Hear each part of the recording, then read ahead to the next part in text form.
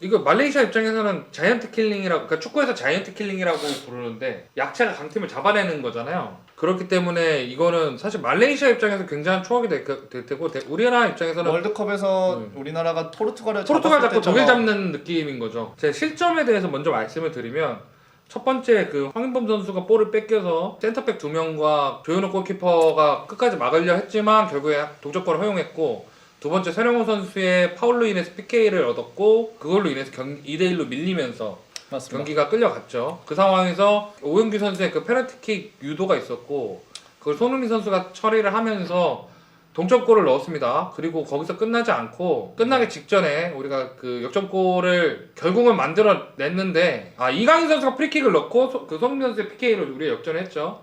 근데 하지만 이제 우리가 종료하기 직전, 그러니까 추가 시간 14분 정도에 말레이시아의 동점골이 터지면서 경기가 3대3으로 조 2위로 16강에 진출하게 됐습니다.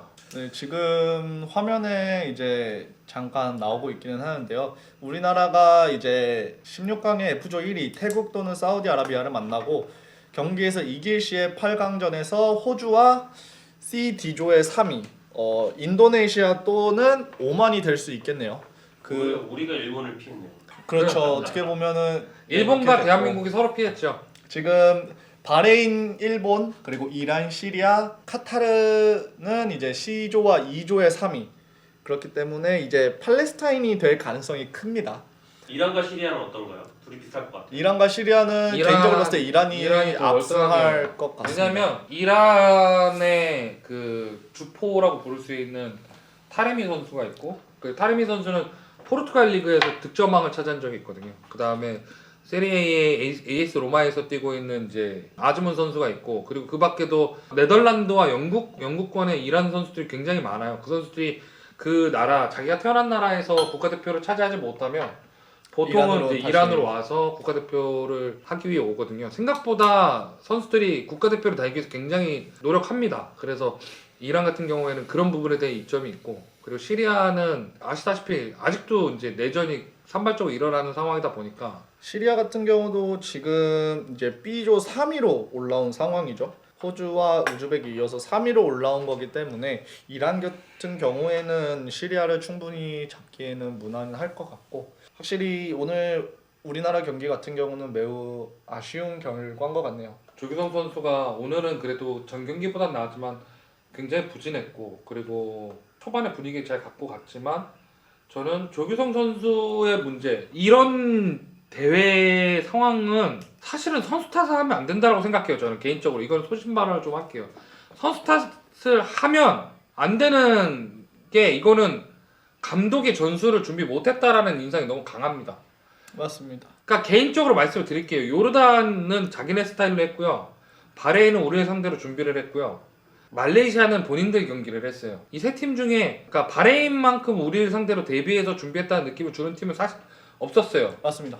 근데 우리가 우리께 없어서 경기를 못했다라는 느낌을 받게 만든다라는 거는 개인적으로 지금 코칭 스태프들이 반드시 좀 준비를 하고 다시 좀 되새겨봤으면 하는 문제라고 생각을 하거든요. 추가적으로 또 이제 우리나라가 그전 아시안컵과 좀 다른 것 중에 하나는 이제 앞서 뭐 다른 컨텐츠에서도 다루셨지만, 많은 감독들이 부임한 지 얼마 안 돼서 참여를 했던 게 아시안컵이기도 합니다. 그러면은 이제 전술적으로 준비가 되지 않았다든지 선수에 대한 이해도가 부족하다든지에 대한 정도는 이해가 될 수 있지만, 현재 클래스만 감독 같은 경우는 1년 정도가 된 상태이거든요. 제가 월드컵 예선까지 12경기를 치렀어요. 지금 12경기를 치렀는데 기초적인 실수가 나오고 기초적인 문제점이 지속적으로 발생을 하고, 전체적인 경기를 봤을 때 이게 무슨 전술이지라는 의문이 든다면은 이거는 팀적으로, 협회적으로 또 내용에 대해서 다시 한번 조금 진지하게 고민을 해보고 준비를 해야 되지 않나라고 생각을 합니다. 또 그리고 선수 발탁에 대해서도 얘기를 안 할 수가 없는 게, 수비수가 9명 뽑혔어요. 9명 뽑혔는데 그중에 센터백이 5명이고 풀백이 4명이에요. 3백이 메인 포메이션이라고 하면 센터백을 5명이 뽑는 게 이해가 되죠. 이해가 되는데, 사실은 포백을 계속 쓸 거면 백포로 계속 수비 라인을 꾸릴 거였다 그러면 저는 측면 수비를 서령원 같은 선수를 두고 왼쪽 2명, 오른쪽 2명 하고 서령원 같은 유틸리티를 두는 게 저는 맞다라고 생각을 해요. 근데 지금 센터백이 5명, 그 중에 2명 경기에 뛰지도 않았거든요.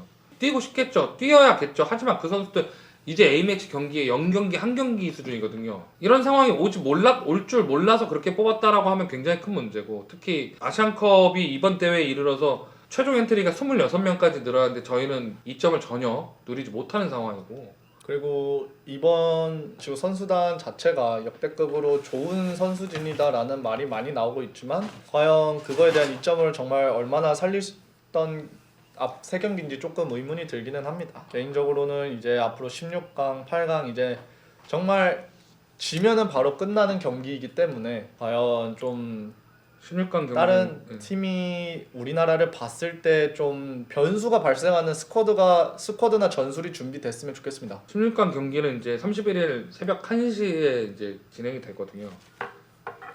솔직히 우승을 하려는 팀이 이렇게 경기하면 안 된다라고 생각을 합니다. 그렇지만 이제 그나마 우리가 16강을 에듀케이션 시티 스타디움에서요. 에듀케이션 시티 스타디움은 우리가 카타르 월드컵 역사를 썼던 세 경기를 다 에듀케이션 시티 스타디움에서 했죠. 근데 다 좀 안타까운 경기를 받고 클린스만호가 더 많은 직면에 부딪힌 상태에서 남은 대회 일정을 꾸리게 됐습니다.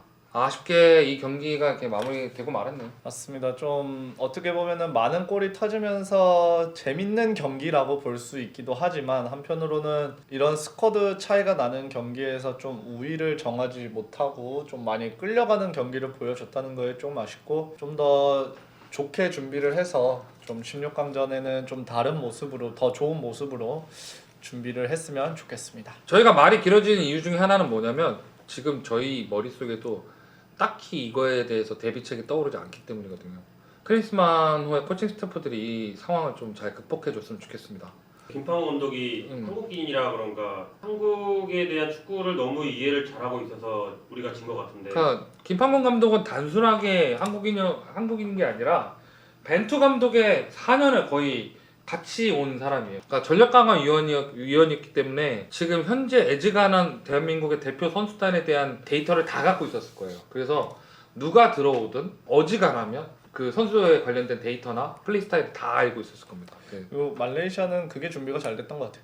이거 하나만 하자가 이게 됐기 때문에 오늘 이렇게 경기를 이뤄낼 수 있었던 거고. 우리의 색깔대로 정확하게 경기를 하자. 그리고 말레이시아는 사실 엄밀히 말해서 우리보다 실수가 적었고요.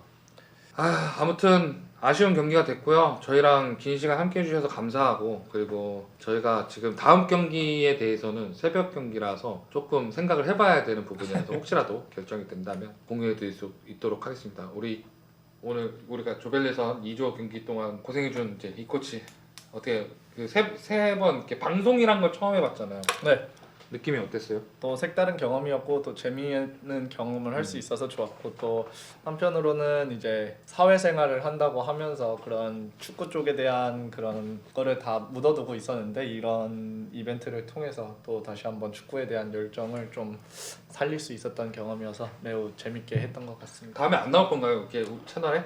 아유 불러주시면 나가죠. 지금까지 시청해주셔서 감사합니다. 다음에 더 좋은 컨텐츠로 여러분들 또 찾아뵐 수 있길 바라고요. 그리고 라이브 방송도 저희가 또 기획을 해서 굳이 경기 중계가 아니더라도 경기 리뷰나 경기에 관한 이야기를 해볼 수 있도록 저희가 준비를 해서 다시 만나뵐 수 있었으면 좋겠습니다. 지금까지 시청해주셔서 감사합니다. 지금까지 스냅의 스포츠 작가 장동이었습니다. 이 코치로 불렸던 이해찬이었습니다. 감사합니다. 감사합니다.